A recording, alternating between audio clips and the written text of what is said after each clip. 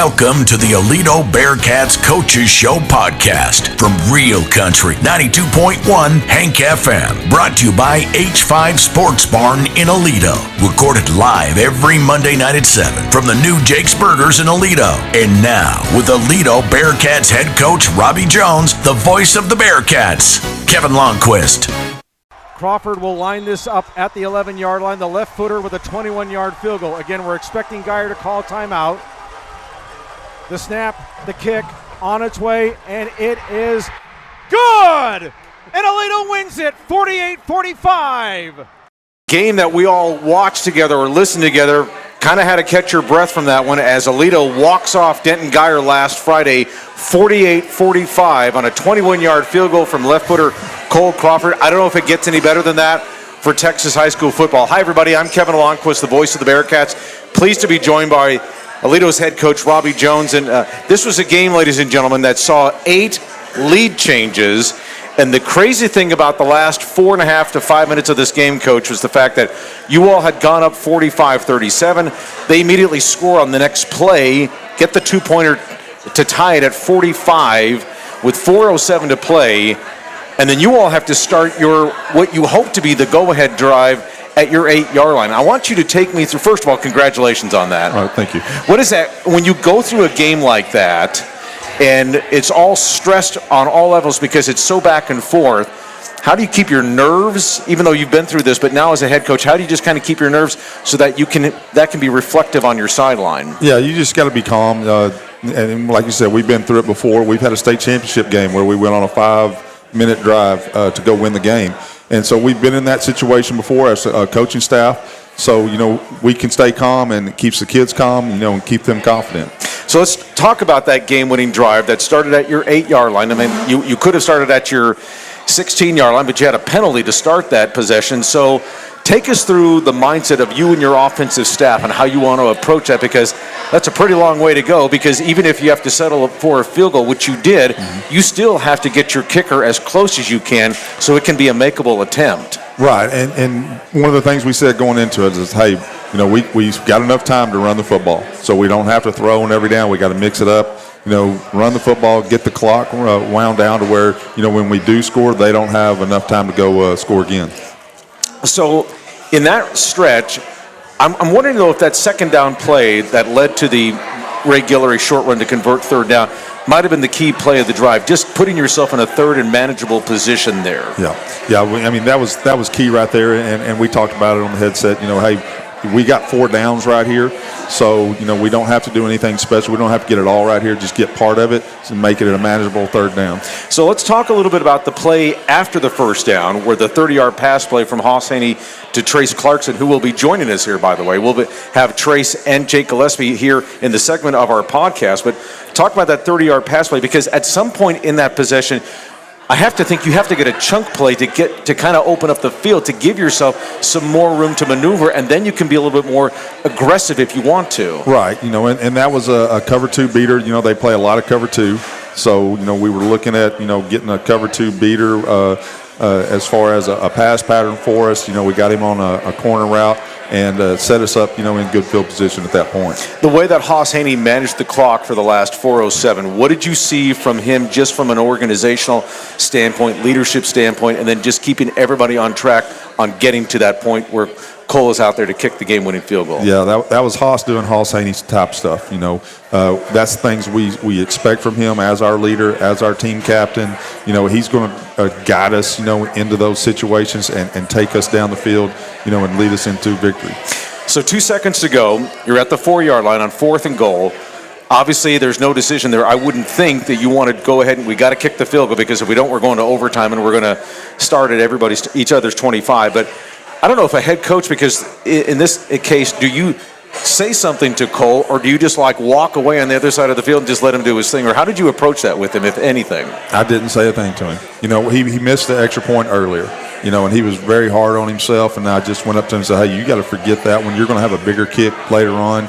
Okay, you got to go do your job right now, and don't worry about what happened in the past, and focus on what's happening in the future. A little bit of redemption for him, too. I mean, he goes from frustration to that. So what do you think that meant to him just as a player, because confidence is so big in this game? Yeah, that's going to give him a lot of confidence going down the line. If we need a big field goal in a playoff game, he's already hit one for us. So it's going to give him the confidence that he needs to go, forward, later on in the year. I want to talk about another player who had some redemption in the ball game too Friday night. That's Hawk Daniels. 2 fumbles in the game on their first offensive play. Then he had one later on in the game that actually in the third quarter that led to a Guyer touchdown. But then he comes up with that remarkable 40-yard catch. And I remember his visible reaction, just thrusting his arm to the air in total satisfaction and joy.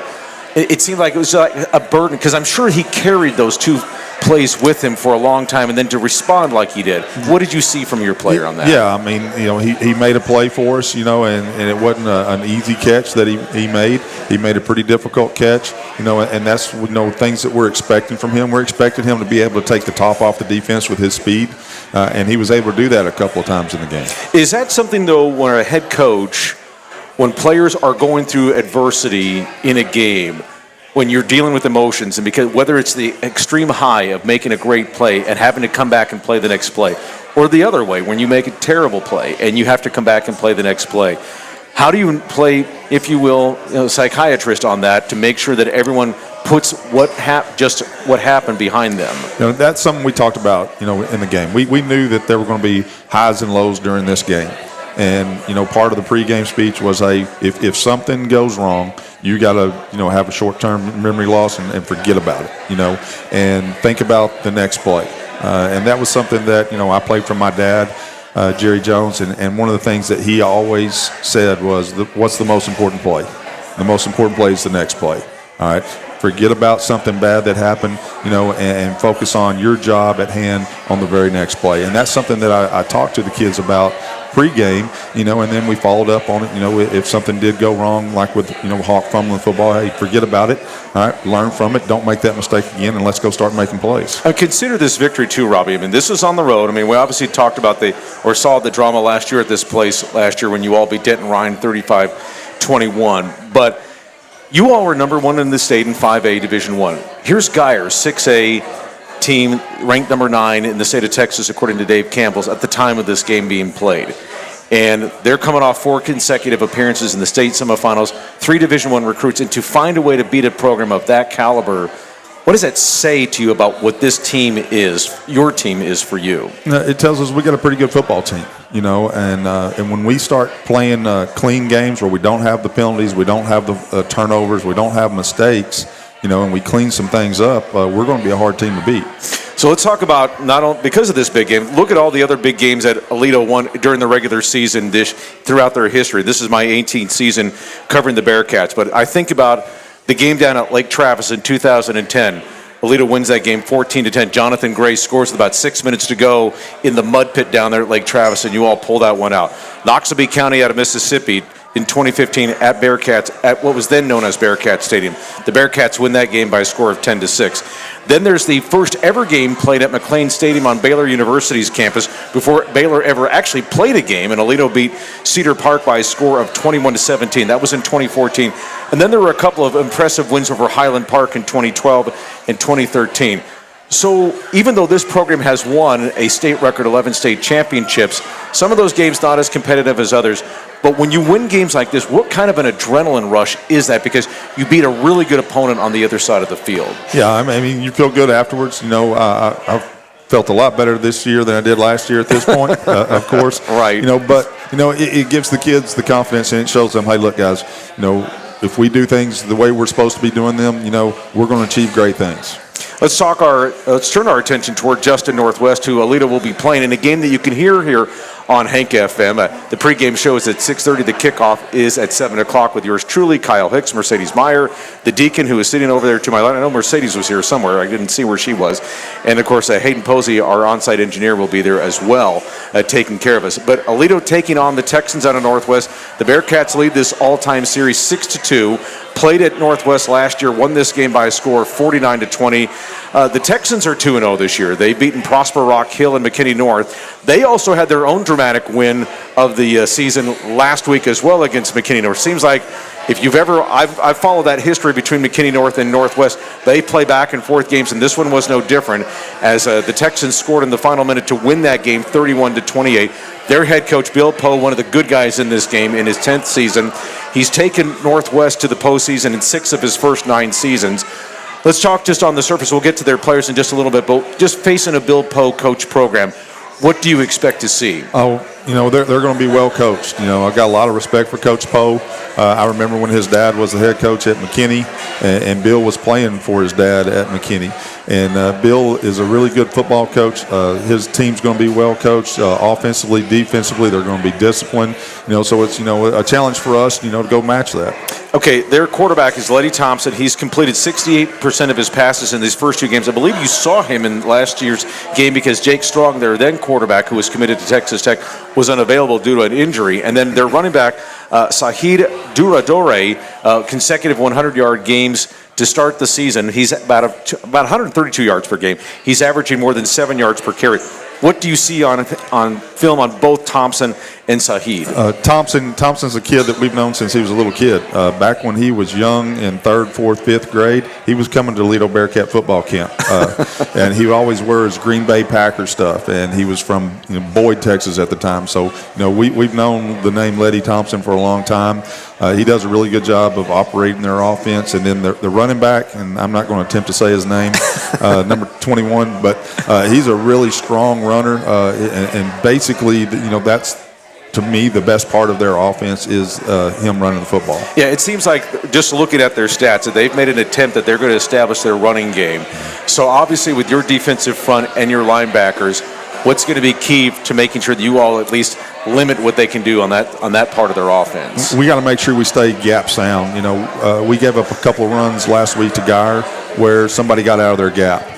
So we got to make sure, we stay in our gap, we control our gap, and then get, off blocks and go make plays. All right, so I wouldn't be remiss without bringing up this because this is the district opener for the Bearcats, and now the talk of the streak. 111 consecutive games that the Aledo Bearcats have won, dating back to 2007. That's probably close to when rocks were new when this district winning streak started. And I have a little treat for you at the end of our podcast, courtesy of the Deacon, that I'll share with you here. But 111 games, this is a national record, and I want you to talk about, because I've seen all of them, the Deacon's seen all of them, you've coached through all of them, and is it even surreal, the fact that this thing is still going like it is? Really, I don't think about it, honestly, because, our mentality as a coach is we focus on the game at hand.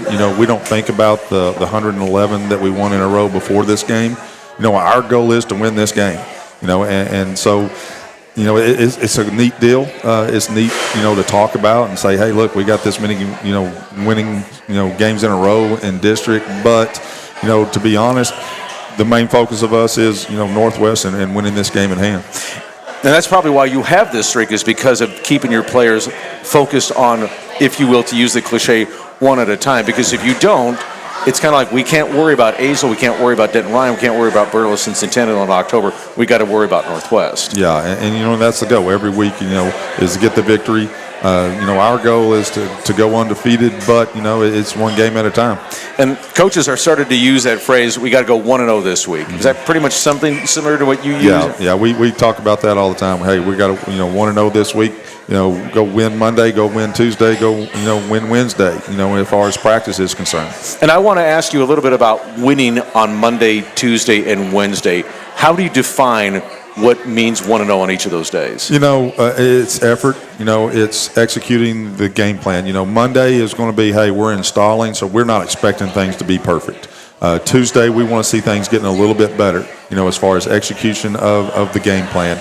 And then Wednesday, there shouldn't be any mistakes. On Wednesday, we've had 2 days to work on the game plan, and then, we shouldn't be making mistakes. All right, so 111 games. Of course, the Bearcats trying to get to 3-0 to start the 2023 season. And I guess if there's one thing about this team that you like so much right now, and one thing about this team that still needs to pick up, or that needs improvement in your mind, what would those two areas be, Coach? The run game right now, because of where we were with the run game on offense last year. I think the run game, has picked up, and that's, we're very pleased with how we're doing with the run game. The area in which we need to pick up on is, the pass game on defense. We got guys back there that, are better than what they've shown so far this year.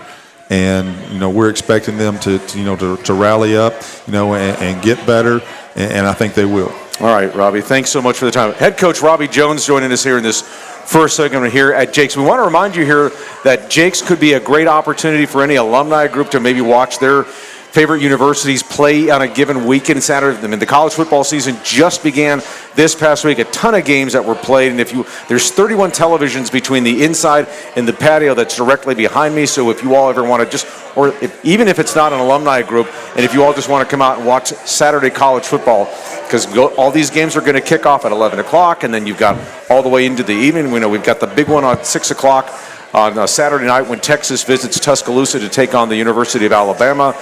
Games of that nature should be a wonderful weekend. So just think about a place like this as one of your destinations to watch Saturday college football. And, of course, please join us every Monday throughout the course of the high school football season for the Aledo Coaches Show. We want to remind you that H5 Sports Barn and Nye Physio and Performance can help unlock your athletic potential and elevate your game like the Aledo Bearcats.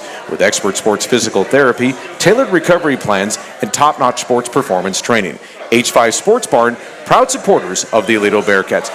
We're going to take a couple-minute break. When we come back on the other side, we'll have a quick alumni segment for you, and then we'll be having our other player guests. That'll be wide receiver Trace Clarkson, and safety Jake Gillespie. Thanks for joining us here at Jake's. We'll come back here in a couple minutes, and we'll have our second segment of the Aledo Coaches Podcast.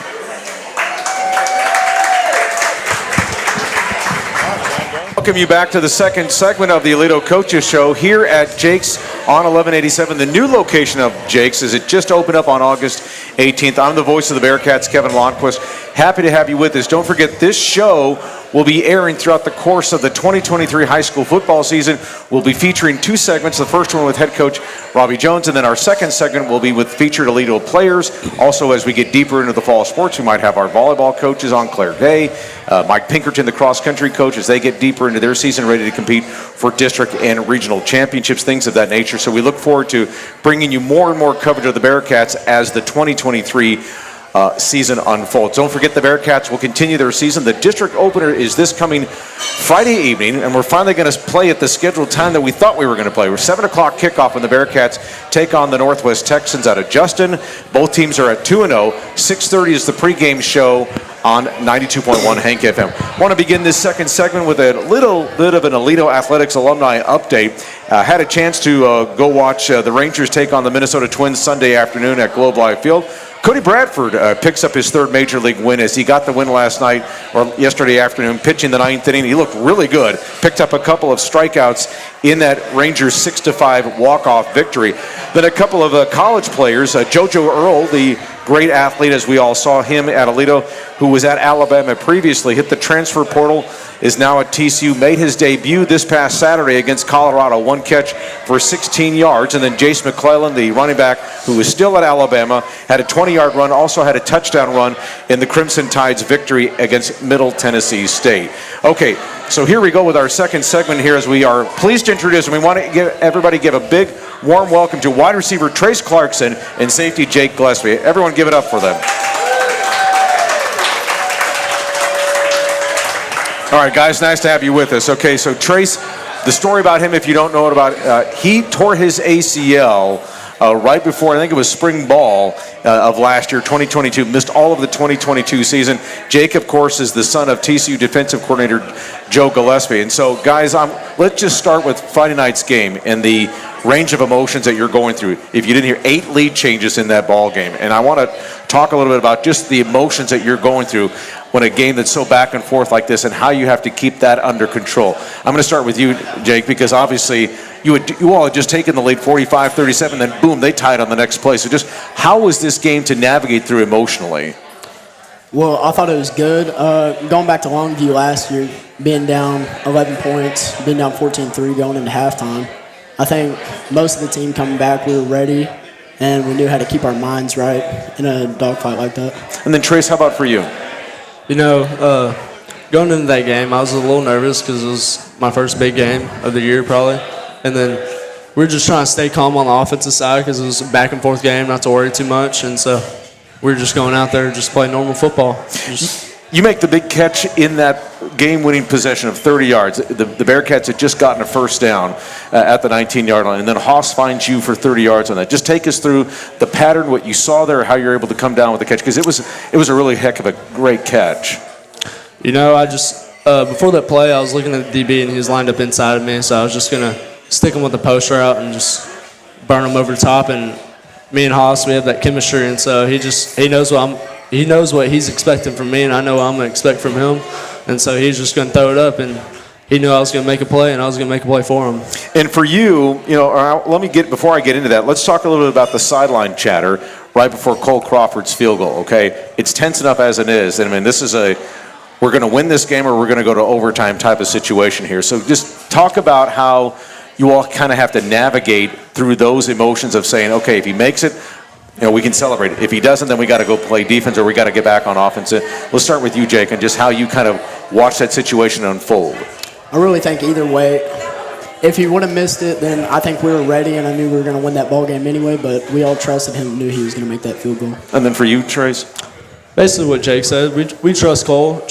Cole's a great kicker, and we trusted him to make that field goal and take home the victory. When you play a team like this, and you heard me mention earlier about the great regular season wins that Aledo has, but you all knocked off a 6A team. I mean, Aledo's history stands for itself, but when you beat a team like that, 6A team that was in the state semifinals, has been in the state semifinals and the highest classification in Texas, what do you learn about yourselves in a game like this? Jake, we'll start with you. Well, first of all, we learned that we're a good football team, but all that really matters is that we build on to that and get better every week for the rest of the season. And then for you, Trace. Going into Denton Guyer is a great school. They've always been a great school, and just going into that game and taking home that victory just sets the tone for what we look like and how people expect us to look like throughout the rest of the season. And just we take each game step by step. We worked our butts off at practice all that week, and we're just expecting to go out there and play good and just get revenge from last year to what they did to us. For sure. Okay, so let's talk a little bit about your personal situation, Trace, coming back from the torn ACL. Just take us through when it happened, when you got the news, and then the road to get back to this spot to where you were, you're a signature member of this offense. Just take us through when it first started, and then your road back. When I heard the news, I broke down in tears, man. I was devastated hearing it, and I was expecting to have a big junior year, and it just hurt a lot, and went through a little sad phase for a little bit, but that was just God giving me an obstacle to see if I'd break down and quit or see if I'd overcome and become a better person in general. And I didn't break down. I just kept pushing myself to become a better person in general and just become a better football player. And I worked my butt off and became faster, stronger, and just a better person in general, man. It was a lot, and just doing all that, it was just a lot, man. When you get the news from the doctors that you're cleared to play again, or go through all workouts, what did that mean to you? Man, it was just happy. It was happy for me because I'd get to be back out there with all my brothers and my coaches, and just felt good. And just being on that sideline just all last year just hurt me a lot. Just seeing everyone get to play and have fun, it just devastated me. And just being back out there with all my brothers and stuff, playing football, that's what I love doing, man. It's just always what I've grown up loving to do, and I just love being back out there. The moment when you felt like you were back, was it maybe catching that first pass against Parish Episcopal, or was it the touchdown pass that you caught that kind of felt like, it's so good to be back? Yeah, just going back to Parish, man. After that first catch, I was like, all right, I got the nerves out of me. I know what I'm supposed to be doing. I know what they expect me to be doing. And just after that touchdown, I was really excited to score that touchdown. And then, Jake, for you, when you see a player like this who can't be out there with you, but trying to be being part of his support network, what do you do as a teammate to kind of keep him going even though he can't be with you out on the field like it was in 2022? Well, you really just got to check on him, make sure he's doing good, because it's a rough time. But I know he worked his butt off to get where he is now, and overall he became a better football player, better person. and I know he worked his butt off for that. I'm going to start calling Jake, too, the clairvoyant one, because last year after the playoff game against Shoemaker, I interviewed him in the postgame, and he shouts to the rooftop, "State, baby." And this was after the bi-district playoff game. I'm like, we got 5 more games to go here. But you were prophetic, and you all won the state championship. But let's talk to you a little bit about your commitment. First of all, he has committed to Stephen F. Austin down in Nacogdoches, so congratulations to you on that. Thank you. I want to talk to you a little bit about your recruiting process and what you went through as far as making the decision who the other finalists were and what it came down for you to commit to SFA. Well, overall, I really love the coaching staff at SFA, and I didn't expect that I was going to be committing this early before the season, but after taking a visit there and talking with all the coaches, they have a faith-based program, and I really like that.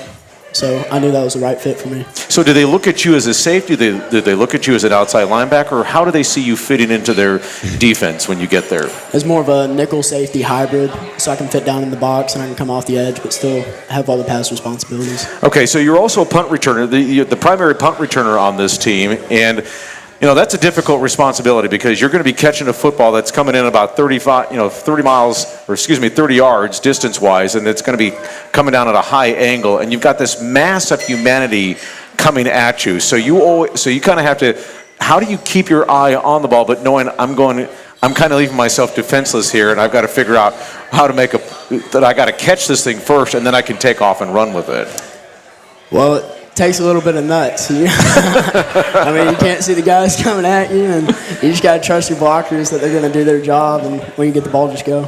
Okay, so, and that's what I want to ask you a little bit about as far as like the judgment of, and you've caught enough of these over the years, Jake, of knowing when to catch it, knowing when to make a fair catch, knowing when to let it bounce and pick it up on a hop, or just letting it bounce and it can roll or something like that. So it's an experience thing, I would think, but how do you go into each punt return about figuring out what do I need to do here in terms of those 4 options I just mentioned?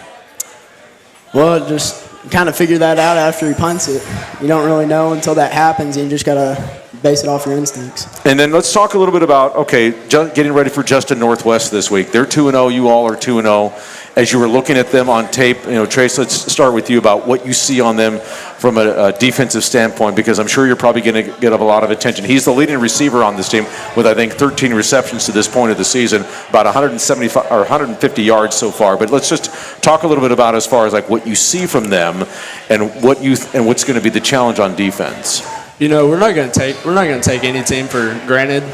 They're a great football team, and I think they have improved a lot on the defensive side since last year. They're a lot more bigger, physical, faster, great DBs, and we're just going to go out there and play football and just do what we usually do. Okay, and then Jake, as far as from an offensive standpoint, before I get to their offense, this was the game that you all won last year, 49-20, that seemed to kind of reset everything.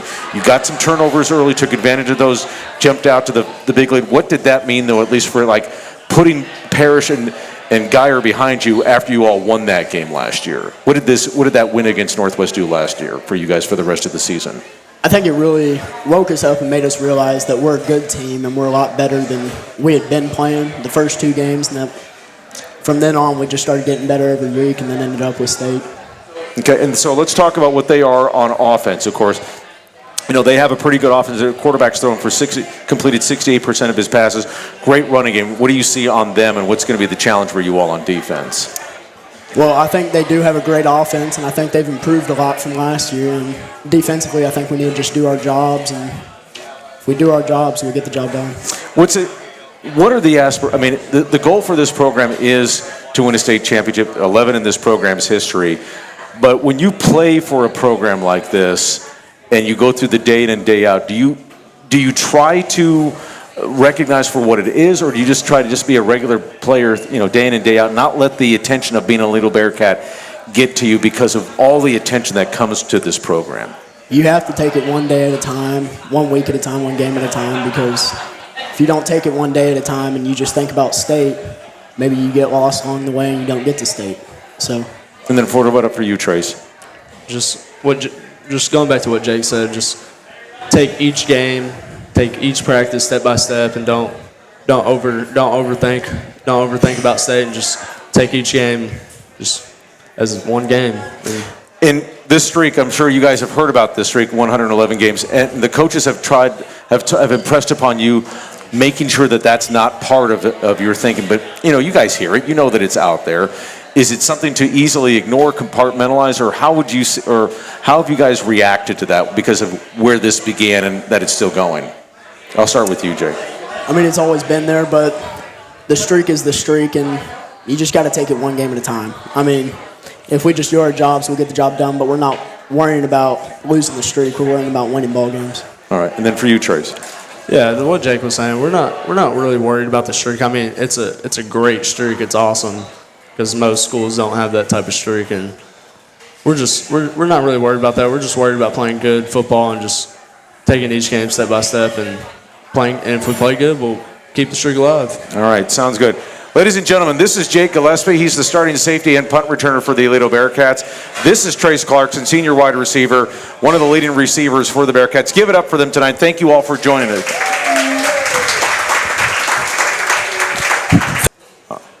All right, so I mentioned here where in this streak of 111 consecutive district wins, and I asked the deacon about a week or so ago. I said I have an assignment for you. I want you to find the number of types of opponents that the Bearcats have beaten as they've gone through this streak that began in 2007 and sits at 111. So the deacon did this for me, turned it around in about an hour. I thought this was going to take a couple days, but because of who he is and what he does, he's able to get this information to me as crazy fast as he did. So here it is. The Aledo Bearcats have beaten 9 different teams named Yellow Jackets, 8 different teams named Bulldogs. There are 3 different teams that they've beaten 7 times that were either Bears, Hornets, Cougars. There are 3 different types of teams where the Bearcats have beaten that their names are Owls, Pioneers, or Elks. There are 3 different teams they've beaten in this streak 5 times. They've either been Spartans, Eagles, or Rough Riders. There's been 3 different programs where the Aledo has beaten them where their nicknames are either the Hawks, Porcupines, or Pirates. Then you got a slew of teams they've beaten 3 times that were nicknamed the Texans, the Rams, the Raiders, the Scorpions, and the Trojans. Then several teams that they've beaten twice: the Timberwolves, Panthers, Falcons, Bobcats, Rangers, and Chaparrals. And there was one team that was named the Indians that Aledo has beaten. That's a lot of different nicknames to beat along the way for the Bearcats to get to 111 district wins. We want to thank our friends here at Jake's Hamburgers here on 1187 for hosting us here, as they will throughout the course of the 2023 season. We will be back here next week for the 3rd edition of the Aledo Coaches Show. We'll also have players visiting with us as well. And also a reminder to you that the Bearcats continue their season this coming Friday night. 6:30 is the pregame show here on 92.1 Hank FM. The kickoff is at 7 o'clock between the number 1 Aledo Bearcats and the Northwest Texans out of Justin. I'm Kevin Lonnquist. Thank you for joining us. Enjoy your week. We will talk to you all Friday night from Tim Buchanan Stadium. Have a great rest of your week, everybody. Thanks for listening to the Aledo Bearcats Coaches Show podcast, brought to you by H5 Sports Barn in Aledo, with Bearcats head coach Robby Jones and the voice of the Bearcats, Kevin Lonnquist. Please like and subscribe to this podcast and tell a friend. You're also welcome to join us in person every Monday night at 7 from the new Jake's Burgers, 601 FM 1187 in Aledo. And then listen to every Aledo Bearcats game, home and away, live on 92.1 Hank FM, on the free 92.1 Hank FM app, or online at 921hankfm.com. The Aledo Coaches Show podcast is a production of Real Country, Hank FM.